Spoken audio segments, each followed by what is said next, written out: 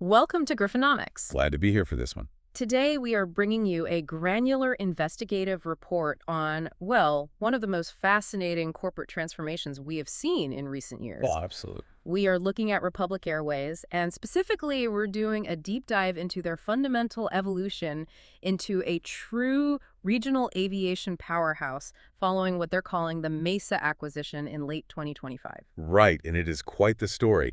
And to build this deep dive for you, we have gone through a pretty massive stack of sources. Yeah, we are deep in the weeds today. We really are. We're talking SEC filings, specifically the Form 10KT and 10Q from Mesa.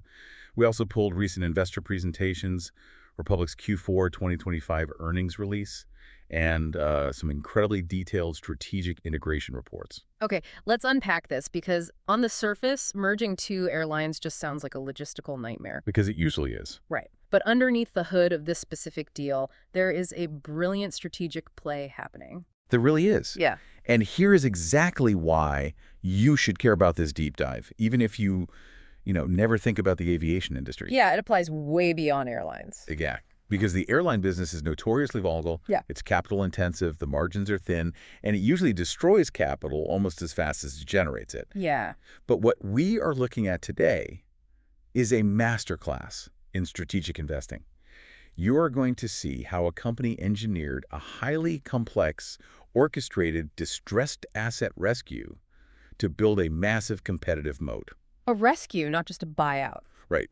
Understanding how Republic isolated the highly valuable assets of a dying company while ruthlessly leaving the toxic liabilities behind. I mean, that is a blueprint for high-level corporate consolidation in any sector. Absolutely. So to really appreciate what Republic pulled off with Mesa, I think we need to establish their underlying business model first. Yeah, that's crucial. Because Republic doesn't actually sell airline tickets to you, the consumer. If you go to a booking site, you aren't buying a ticket on Republic Airlines. Right. You won't see their name on the ticket. So how are they making their money? They operate what is known in the industry as a capacity purchase agreement or a CPA model. Okay. They essentially fly the planes on behalf of the big three.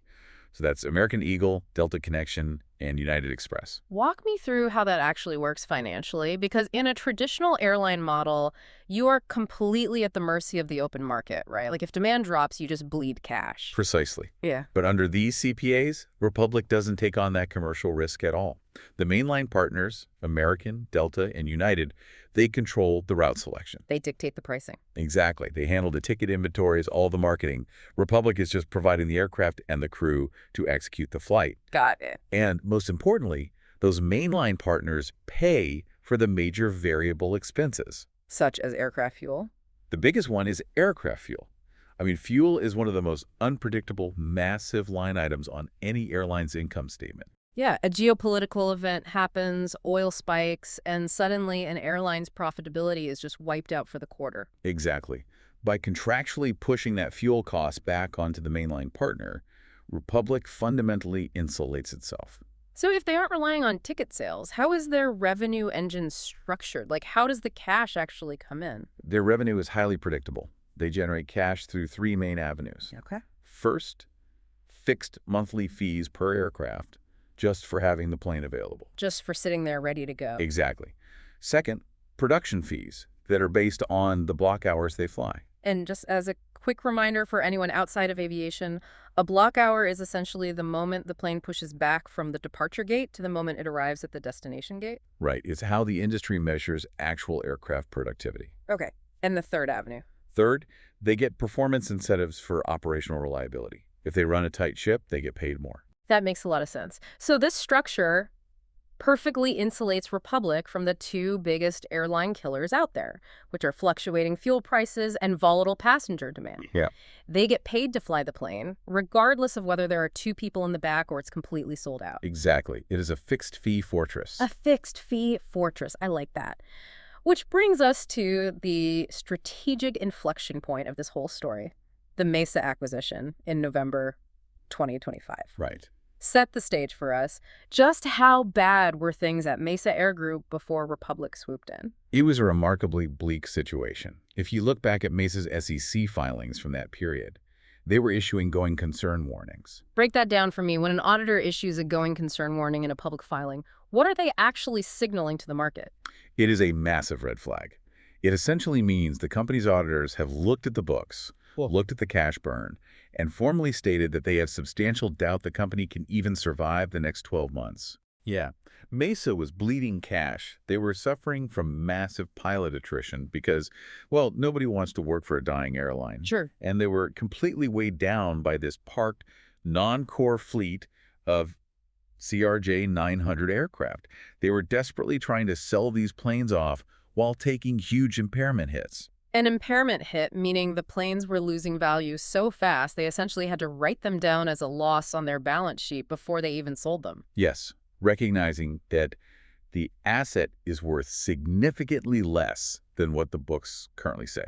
They were suffocating under the debt tied to those planes. Man, that is rough. What's fascinating here is how a Republic handled this entire situation. Right. This is not a standard run-of-the-mill acquisition. Mm. Normally, when you buy a distressed company, you buy the whole house, including the leaky roof, the bad plumbing, and the toxic mold. But Republic didn't do that. No, Republic didn't do that. This was a highly orchestrated surgical distressed asset rescue. And the mechanism they used to pull it off was something called the three-party agreement. I saw that in the integration reports.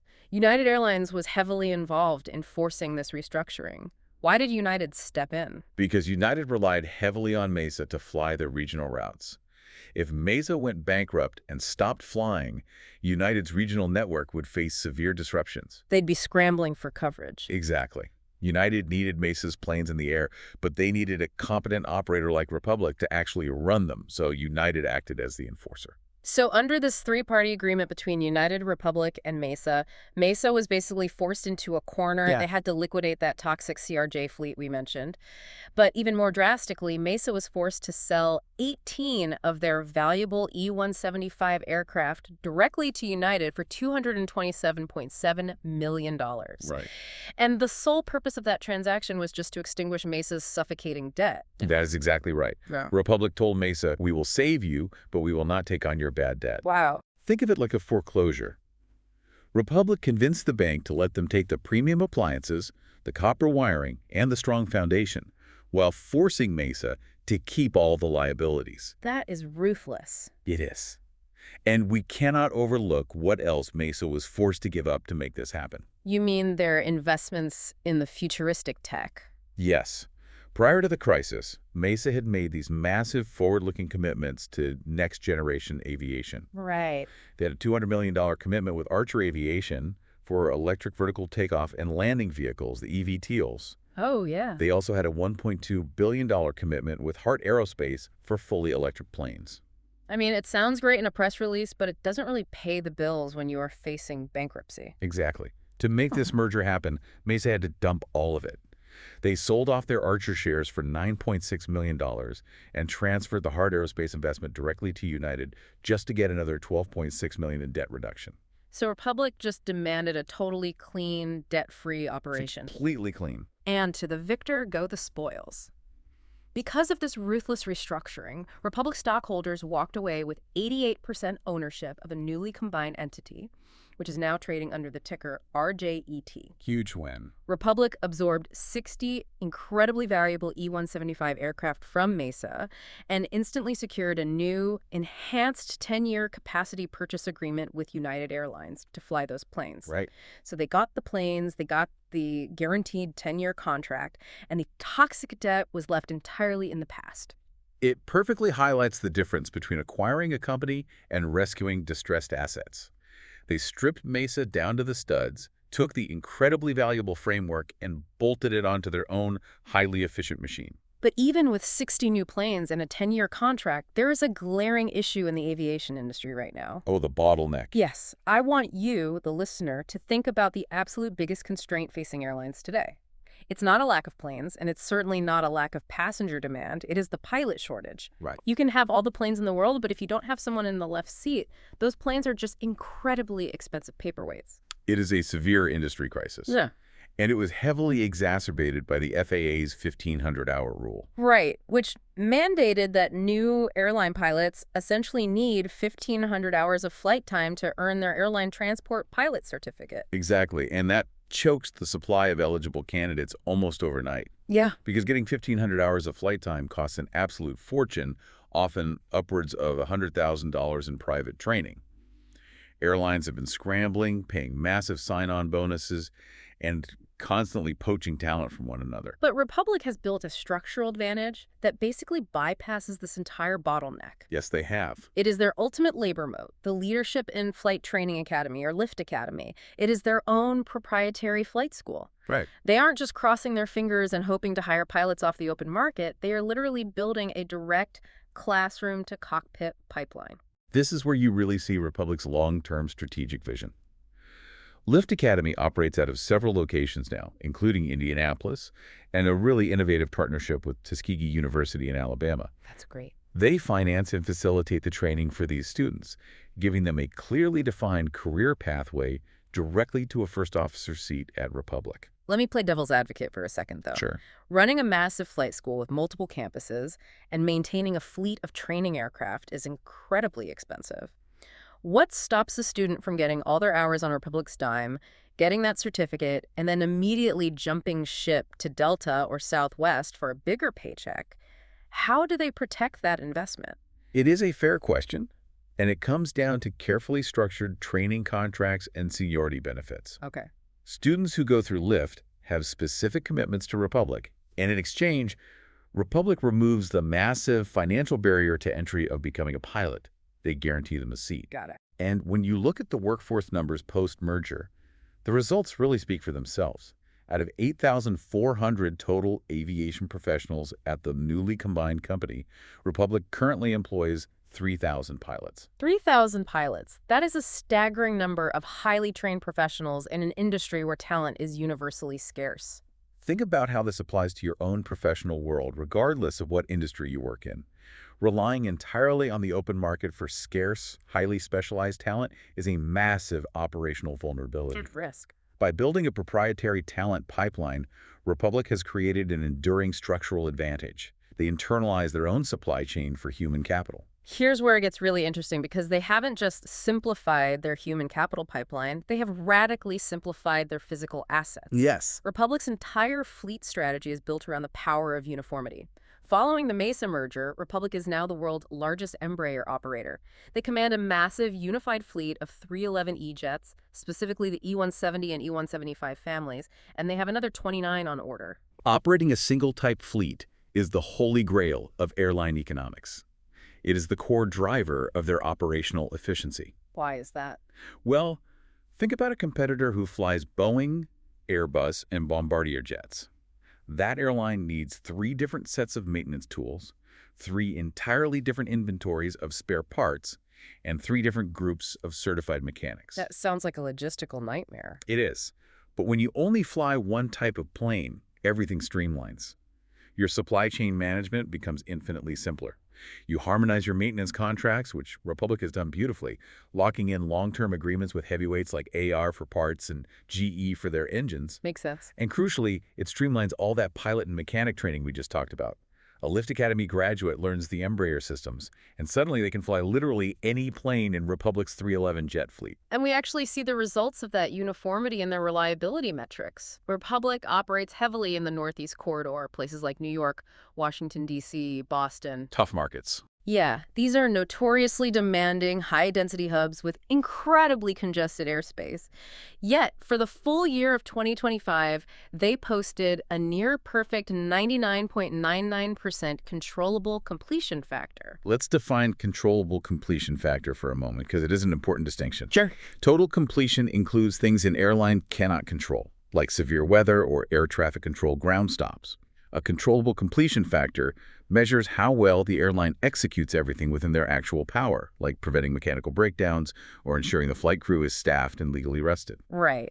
Now, their fourth quarter was tough overall. There was a U.S. government shutdown that impacted air traffic control and some massive winter weather events that knocked their total completion rate down to 96.85%. Right. But as you said, everything within their actual control, the maintenance, the staffing, the logistics, was executed almost flawlessly at 99.99%. If we connect this to the bigger picture, that level of operational excellence translates directly into financial heft. The full year 2025 financial review for the newly combined entity is incredibly impressive. Oh, how did all of this operational discipline actually translate to the balance sheet when the dust settled?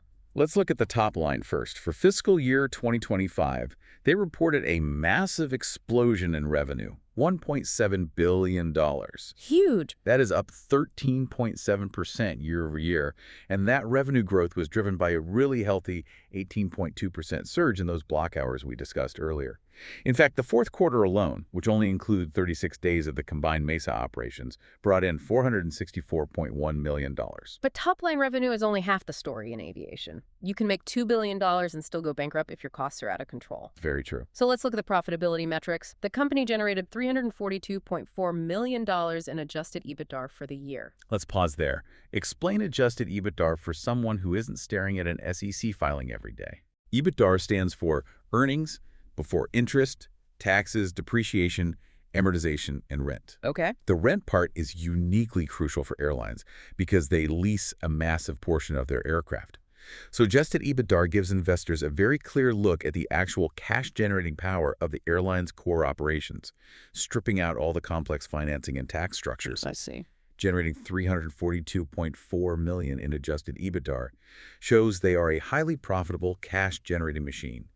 And in that fourth quarter alone, their adjusted net income hit $22.9 million. And what about their debt? Because we talked about how they stripped Mesa's debt away during the merger, but airlines generally carry massive debt loads just to buy the planes. This is perhaps the most impressive metric. Oh. Because of how ruthlessly they handled the Mesa debt, their net leverage improved to an incredibly healthy 2.7x. Why does 2.7x matter? Put that in context for us. Airlines are incredibly capital intensive. It is very common to see airlines operating with leverage ratios of 4x, 5x, or even higher. Yeah, carrying that much debt means a huge chunk of your operating cash goes straight to interest payments.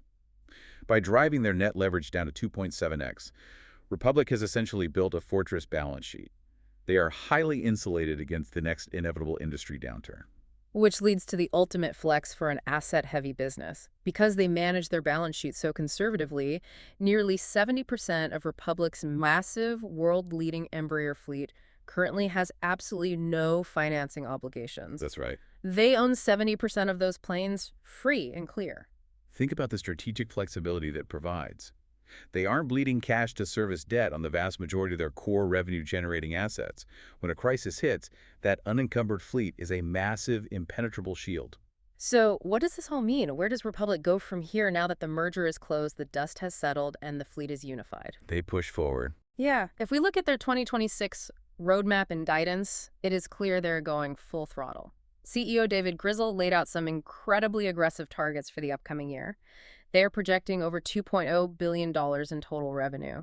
They expect to exceed $380 million in adjusted EBITDA, driven by an estimated 865,000 block hours of production. And what stands out to me in that 2026 guidance isn't just the growth, is their highly disciplined capital allocation. How so? Even while projecting massive revenue, management isn't getting distracted by shiny new projects or massive executive stock buybacks.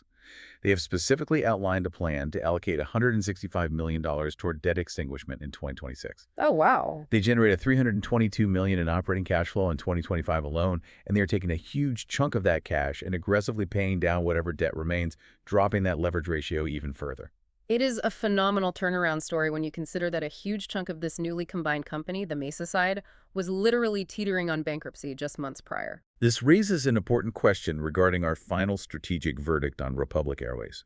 Based on the ruthless integration of Mesa, the incredibly defensive, unencumbered fleet, and the proprietary Lift Academy labor moat, we have to classify Republic as a strong consolidator in the regional aviation space. Strong consolidator. It's hard to argue with that given the numbers. But it wasn't exactly free. No, it wasn't. And it is important to acknowledge the trade-off they willingly made to achieve this status. Republic took on significant tactical, short-term merger integration risk. Right. They already absorbed $26.3 million in pure merger-related costs in 2025. Integrating 1,600 Mesa employees, harmonizing completely different IT systems, aligning maintenance protocols, that is never easy, and it is never cheap. There's a lot of friction. But they accepted that short-term financial and operational pain in exchange for long-term operational dominance in those high-density Northeast markets. They successfully traded Mesa's toxic, debt-ridden past for an incredibly lucrative, highly predictable future. It is a textbook example of knowing exactly what your competitive advantage is and ruthlessly discarding everything that distracts from it. Which leaves us with a final thought for you to mull over as we wrap up this deep dive. So here it is. To make this merger work, Republic forced Mesa to strip away all its shiny, futuristic investments in electric and eVTOL aircraft, choosing instead to double down entirely on the traditional, proven Embraer jets. In an era where every company is desperately chasing the next disruptive technology, is the ultimate competitive advantage actually found in ruthless, unsexy operational discipline, doing one traditional thing better than anyone else in the world. Risk-defined, portfolio protected,